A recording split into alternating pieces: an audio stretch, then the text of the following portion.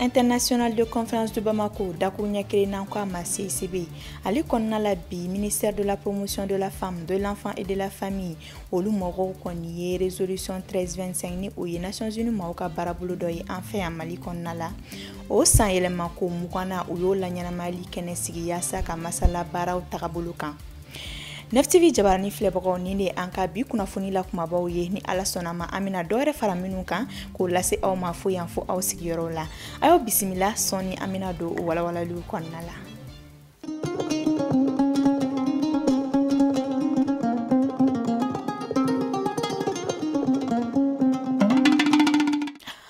Limanaw aw minnu sɔgɔlen no an na ni waati kɛrɛnkɛrɛnnen na yaasa k'aw ka kunnafoniyaw sɔrɔ an ka to nu kan na ni ye aw ka bi kɛnɛ ale sigilen ye an b'a fɔ aw ni suko kura a y'aw danse bi kunnafoni di kɛnɛ kɔnɔna la kunnafoni daɲɛ kumaba la an y'a fɔ aw ɲɛna cogoya min na an ka ɲɔgɔn ye soba n'an ko a ma CICB Centre International de Conférence de Bamako ale de ye baarabolo 1325 ale san 20 na laɲɛnamayali kɛnɛ bisimila bi alamisa novembre kalo tile 12 san 2020 a bilala hakili jagabɔ min kɔnɔna la o ye k'a fɔ ko baarabolo 1325 a ye nafa jumɛn se Mali kɔnɔna la mun yera a la kabini a sigira sen kan a baara sen fɔlɔ n'o kɛra san 2012 kɛnɛ in tun bɛ maa min ka ɲɛmaya kɔnɔna la o ye an ka minisiri fɔlɔ ni o ye Moktar Wani ye Matrawele ale ni Umar Traore olu tun bɛ CICB la sɔgɔmada in na Neftivi maaw tɔgɔ la o y'an sama min na an ka jɛ an k'o lajɛ. Madame le maire empêché au lien propre. Résolution 1325 o ye baarabolo ye min sigira sen kan diɲɛ seleke 4 tɔnba Nations Unies maaw fɛ muso bɛn ani lakana bolo kan a bɛ lawaleya la an ka Mali kɔnɔna la yan nɔ kabini octobre kalo tile 31 san 2000 baarabolo in ye mun ye a taara kun jumɛn de la a kan ka lawaleya lahalaya jumɛnw de kɔnɔna la jaabiw dira an ma nin bɛɛ la muso den ani du minisiri fɛ ale ka minisiri so maaw de ye nin kɛnɛ in labɛn 1325 y'a fɔ ko diɲɛ seleke naaniw ka jamanaw ka tɔn n'u b'a fɔ a ma Nations Unies olu ka kulu kɛrɛnkɛrɛnnen de bɛ yen n'a bɛ fɔ a ma Conseil de sécurité de ye a kumakan di k'a fɔ ni kɛlɛ kɛra yɔrɔ o yɔrɔ ni sariya bolo in a ka lawaleya donc résolution 1325 y'o de ye a bɛ lawaleya don min ayiwa Mali jamana tun bɛ Conseil de sécurité la a lawaleyali a ŋaniya bɔra yɔrɔ jumɛn a ŋaniya bɔra Namibi de la Namibi délégation de ko k'a fɔ jateminɛw kɛra k'a fɔ ni kɛlɛ kɛra musow bɛ ɲangata sɔrɔ a la kosɛbɛ o kuma na sariya bolo kɛrɛnkɛrɛnnen ka ta pour que ka se ka nin ɲangata ninnu kuma fɔ pour que lafiya bɛ se ka ɲini ka se musow ma cogo min na Mali délégation fana tun b'a kɛrɛfɛ o waati Mali délégation tun bɛ Conseil de sécurité la donc a bɛ komi n'a fɔ depuis san 2000 la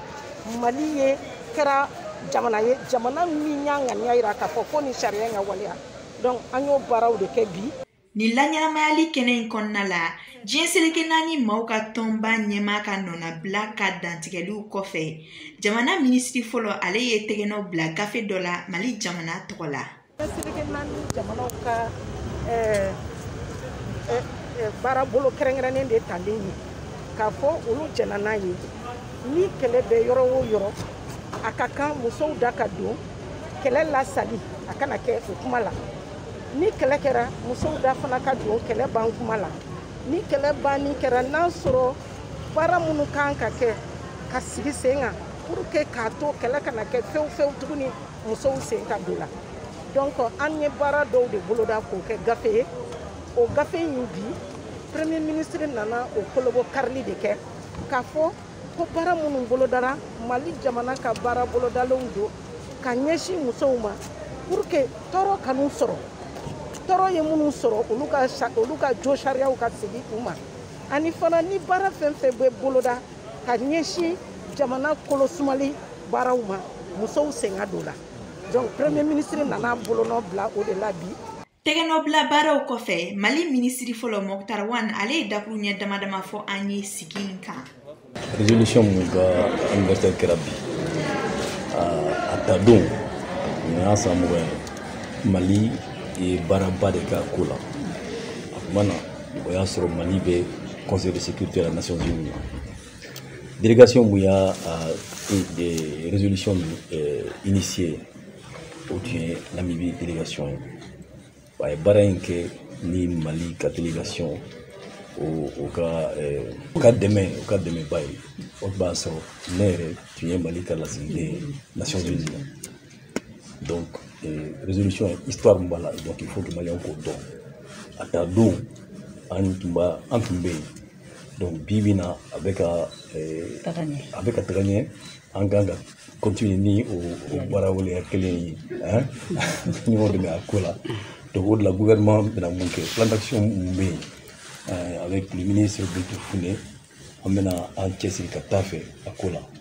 Kumaw kɔnɔna la a jirala k'a fɔ ko nin baarabolo 1325 lawaleyali baaraw tako sabanan de ye nin ye. Tako fɔlɔ k'o kɛra a sɔrɔ Mali bɛ ka don lakanabaliya gɛlɛyaw kɔnɔna la.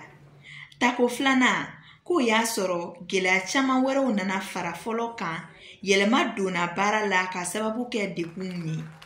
Ko tako sabanan min n'a talen filɛ ni ka bolonɔ bila a la ko b'a jira k'a fɔ ko gɛlɛyaw bɛ ka bɔ dɔɔni dɔɔni an kan. O la ko mun de kan ka se ka kɛ hali bi ka jamana kolosuma. Jaabi bɛna ɲini nin ɲininkali de la baara tako sabanan kɔnɔna la. Kumakuncɛ la baara in bɛna daminɛ san 2019 ka taa bila san 2023 la. Bi sɔgɔmada in na sɛnɛ mɔni ani baganmara minisiriso o maaw kɔni ye tɛgɛnɔbila sɛbɛn kɛnɛ 2 ɲɛmaaya kɛ. Tɛgɛnɔbila sɛbɛn fɔlɔ o kɛra UEMOA mɔgɔw ani Office du Niger mɔgɔw de ni ɲɔgɔn cɛ ka da u ka baara kɛlenw kan min kɛra sababu ye ka Office du Niger mɔgɔw ka dugukolow don da la. Tɛgɛnɔbila filanan o kɛra UEMOA ani baganmaralaw cɛ ka kɛ tasibila ye ka ɲɛsin Sabalibugu bagan fagayɔrɔ n'an ko a ma abattoir o lakurakurayali ani a fanga bonyali baaraw ma. Lasine Dambele ale ye fɛsɛfɛsɛli kɛ an ye Aminata Daɲon, Kadija Kulubali ale ni Tijani Siribe olu ka kuma galama la. Alors gouvernement du Mali ye engagement ta k'a fɔ a bɛ fɛ ka kɛnɛ dɔ bila Office du Niger la UEMOA ye pour que u ka labɛn walasa mɔgɔ minnu n'olu bɛ bɔ an ka sous région UEMOA nin kɔnɔ an ka jamana seki minnu faralen don ɲɔgɔn kan walasa o mɔgɔw ka se ka sigi u ka dahirimɛ sɔrɔ ko ɲuman na ka sababuya kɛ an bɛ Sahel kɔnɔ sanji ko tɛ ko basigilen yɔrɔ minnu ni potentialité bɛ yen kɛnɛ dalen bɛ yen ji bɛ yen a bɛ se ka labɛn donc UEMOA ye projet dɔ bila sen kan k'a fɔ a b'o labɛn an ye convention kɛ min kan o kan ka bɛn hectare 111 ani hectare 288 an bɛnn'o de kan k'a fɔ u bɛn'o labɛn n'a labɛnna dɔ bɛ lasigi an yɛrɛw ka Maliens ma minnu ka baara sigida bɛnnen don fɛn ma UEMOA comment on appelle ça Office du Niger ma maintenant a tɔ nin UEMOA mɔgɔw de bɛ olu sigi o kan nka min sera ka kɛ sisan o kɛra hectare 500 o de labɛnna o hectare 500 min labɛnna o ye 250 ta k'o di Mali ma falaki an tɛ fɛn sara o la donc a tɔ min bɛ yen nɔ UEMOA kan ka an ka sous région mɔgɔ minnu n'olu bɛ laɲini kɛ kɛnɛ sɔrɔ la o kan ka di olu ma donc pour que ka se ka sariya dɔ sigi a baara kɛcogoya la contrat de dir'u ma k'a fɔ san 50 yɔrɔ in b'u ka boloya kan u ka baara in kɛ fo ka taa timɛ ni san 50 dafara u bɛ se k'a ɲini ka dɔ fara san 50 in kan walima u bɛ se k'a lasegin Mali ma hakili la baara in b'o cogo la o ye an ye bolonɔbila fɔlɔ min kɛ filanan y'a dɔn bagan faga yɔrɔ min b'a fɛ n'an b'a fɔ a ma abattoir a bɛ Sabalibugu n'a filɛ Misabugu fanfɛla in na bon o yɔrɔ nin fɛnɛ u ye baara dɔw fɛnɛ daminɛ parce que olu ka programme na a fɔra abattoir minnu n'u tɛ norme la an ka région sariyaw bɛ cogo min na saniya ko ta fanfɛla la aya u k'u bolo don o dɔw kɔrɔ UEMOA nana dɛmɛ don an na o projet fɛnɛ o nana sigi sen kan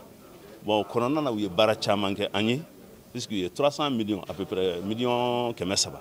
o de donna a baaraw la donc an ye convention dɔ sɛbɛn pour que ka se ka o fɛnɛ bila sen kan bon o baara kɔnɔna na u ye dɔ fara yɔrɔ yɛrɛ saniya cogoya kan u ye jiw bila ye y'a dɔn yɔrɔ yɔrɔ ko bagan bɛ sa y'a dɔn a saniya ko ka gɛlɛn dɔɔni donc u ye ji bɛ se ka sɔrɔ cogo min na u ye o sariya o fɛnw sigi ka tila ka camion frigorifique min na sumaya b'a kɔnɔ ni sogo bɛ se ka mara a kɔnɔ ka waati caman kɛ a bɛ se ka donni fɛnɛ a feere yɔrɔ a n'a a boso yɔrɔ ninnu ni ɲɔgɔn cɛ u ye dɔw bila Sabalibugu ka dɔw bila Kalaban aya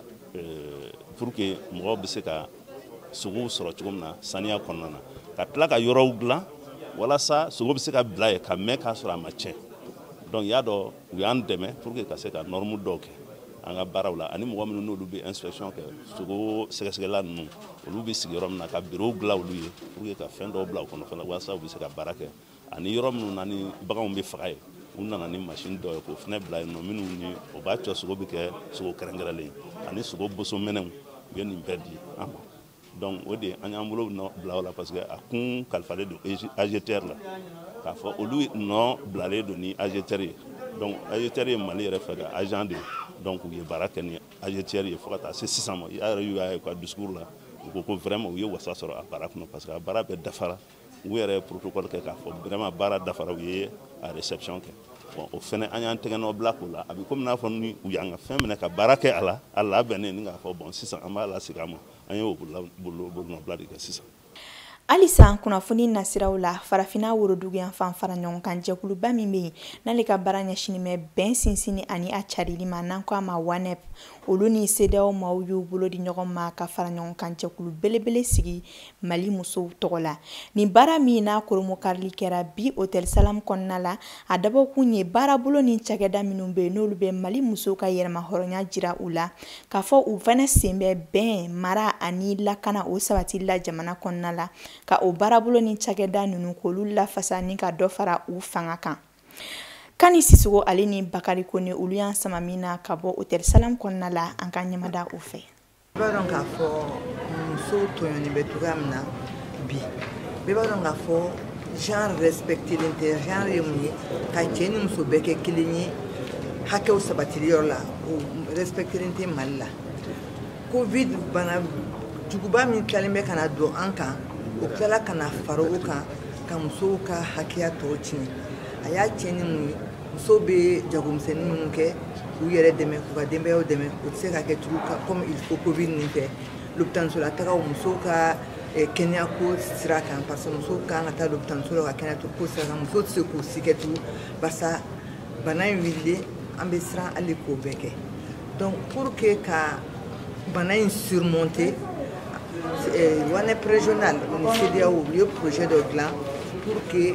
ka coalition dɔ kɛ des femmes pour que musow ka se ka o surmonter ka se k'u ka don l'inclusion des femmes dans le genre pour que ka se ka don ka hakɛw sɔrɔ gouvernance kow la marabolo togoya la an ye musojɛkulu fɛn fɛn bɛ Mali la an ye a fɔ bɛɛ k'u ka programme u k'u ka CV ci u ka organisation ka CV ci u ka organisation delilen bɛ baara min na donc u bɛɛ y'o ci u ka organisation bɛ baara daminɛ tuma jumɛn u ka baara bɛ taa mun kan donc an ye sélection de kɛ o kɔnɔna la an ye association 20 ɲɔgɔn sélectionné o kɔnɔna la pour que olu ka coalition des femmes ni forme kɛ ni coalition des femmes nin kɛra olu bɛ former n'olu formera sisan nɔ olu fana bɛ tila ka taa dans les régions ka taa olu fana former donc projet in bɛ de telle sorte que a bɛ musow dɛmɛ a bɛ fɛnw de di pour que musow ka se k'u yɛrɛma dɛmɛ par rapport à covid min bɛ sen na sisan nɔ. Walasa k'an ka bi kunnafoni olu datugu an ka jamana kuntigi kɔrɔ Amadu Tumani Ture ale ka fatuli bunankun kan a ka dɔgɔtɔrɔ maa min n'o tun b'a ka kɛnɛyaw kɔlɔsi Mali kɔnɔna la yan nɔ n'a bɛ wele ko dɔgɔtɔrɔ Siriman Koyita ale ye fɛsɛfɛsɛliw kɛ an ye Amadu Tumani Ture a ka kɛnɛya lahalayaw kan sani a bɛ voyager ka taa Turki jamana kan walasa ŋunuŋunukan minnu bɛ sen na an ka bɔlɔlɔw sanfɛ n'o ye k'a fɔ ko Amadu Tumani Ture k'a tun opérela dusukun na yan Luxembourg la sani a bɛ cɛ joona ka taa n'a ye Turki jamana kan ka jɛya don o ŋunuŋunukan ninnu na ni ka tiɲɛ bange an ka jɛ an ka kɔrɔfɔ la ye. Bon yanni an bɛ don détail la n b'a fɔ k'a fɔ an dusukun kamikaminen wulila kunun sɔgɔma anw comme malien bɛɛ ni an fa a n'an ka président ni o ka fatuli n'o ye général ATT ye mais a digira an na mais Ala ka baara don jɔnsen o jɔnsen a bɛɛ ye dafɛn ye donc an bɛ duwawu kɛ a ye Ala k'a dayɔrɔ sumaya alors kuma tɛna janya parce que an ye interview caman kɛ chaîne caman kan parce que mɔgɔw tun ye kibaruya fɔlɔw mɛn k'a fɔ ko a ye opéreli dɔ kɛ yan et puis o yɔrɔnin na après a évacuera a taara Turki Donc c'est vrai que docteur habituellement anga habitude te ka détail di mɔgɔw ka santé ko kan, mais ni situation suguya nunu na, pour ne pas trop faire mal à la famille, il est important que nafa b'a la docteur ka bɔ ka éclaircissement di jamanadenw ma, o fɛnɛ jamanadenw fɛnɛ ka droit ye. Donc wagati dɔ kɛra malaise dɔ kun b'a la cœur fanfɛla la, a nana Luxembourg la, a yɛrɛ ye opération yɔrɔ salle cathétérisme, n'an ko cathétérisme cardiaque, n'a ye inauguré san kelen ni dɔ, a nana yen nɔ. Donc dusukun jolitɛmɛsira dɔ kun bɛ yen, o bɛ se ka boucher, a bɛ se ka kɛ bɛɛ la. Donc o partie nin kun bouchera, et puis heure fila ɲɔgɔnna baara kɛra, a débouchera, et alhamdoulilahi avec succès. Baara kɛra ka ɲɛ, ale yɛrɛ content fa ye équipe yɛrɛ félicité. A su bɛɛ a seginna ka taa ka so. Donc o wagati o kɛlen kumana min na, lui-même ale yɛrɛ y'a ye k'a fɔ ko ce n'est plus la peine a ka voyage précipité k'a fɔ k'a bɛ taa yɔrɔ la, parce que a ye danaya da Mali dɔgɔtɔrɔw kan, et o danaya o minɛn fara. A tora yan pratiquement fo ka se kunɲɔgɔn 3 ɲɔgɔnna ma, et kunɲɔgɔn 3 kɔfɛ de a ko ko bon Turkiw y'a invité pour que a ka taa ka bilan kɛ. Donc on va dire que baasi foyi kun tɛ a la, fɛn juguman kun t'a la, ani mɔgɔw kun bɛ baro kɛ, a b'a ka activités kɛ, a b'a ka fɛn misɛnninw kɛ, voilà. Donc au cadre de la a tagara Turki samedi kana se dimanche ma,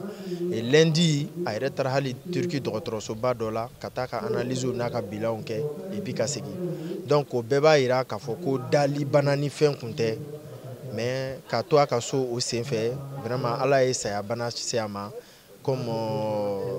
mun bɛ se ka se silamɛ ɲuman bɛɛ ma diɲɛ fan bɛɛ. Donc kuma tɛna janya, an bɛ dugawu k'a ye vraiment ala k'a dayɔrɔ sumaya, a y'an kɔn kiti mun na ala k'a nɔgɔya. Net TV jabarani filɛbagaw aw minnu tun sɔgɔlen no an na ni waati kɛrɛnkɛrɛnnen in na, ni ne bɛ dansigi aw ka bi don kibaru la. O min labɛnna ni ka lase aw ma Net TV jabarani so baarakɛla bɛɛ ka bolo di ɲɔgɔnma kɔnɔna la. An ka foli bɛ aw kelenkelenna bɛɛ lajɛlen Mali kɔnɔ ani Mali kɔ kan. Aw ka ɲɛnafilɛli ani aw ka kulomajɔ la sanga ani waati bɛɛ. An b'a fɔ halisa ala ka bɛn ni kelenya ko sinsin malidenw ni ɲɔgɔn cɛ, ka ban Malibaya kale kolosuma. Aw kan bɛn donna nataw la.